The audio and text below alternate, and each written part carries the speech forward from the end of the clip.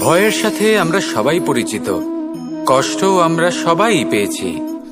কখনো কখনো আমরা অসুস্থ হয়ে পড়ি, আর এমন সময় হলে মাতার মমতা, কখনো বাবার স্নেহ, কখনো বন্ধুদের পাশে থাকার অনুভূতি আমাদের রোগ নিরাময়ে সাহায্য করে।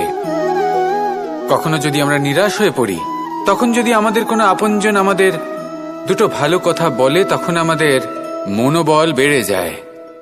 ঠিক তেমন সংসারের এই রঙ্গমঞ্চে যদি আপনি পীড়িত অনুভব করেন, কিছু শুভ কথা আলোচনা করুন, কিছু স্তুতি গান করুন, কিছু মুহূর্তের জন্য হলেও নিজের ইষ্টদেবের কথা স্মরণ করুন আর প্রার্থনা করুন। সাহস বাড়বে, শক্তিও বৃদ্ধি পাবে এবং সামনে এগিয়ে চলার পথও দেখতে পাবেন। তখন এই মন প্রসন্ন হয়ে বলবে, রাধা রাধা।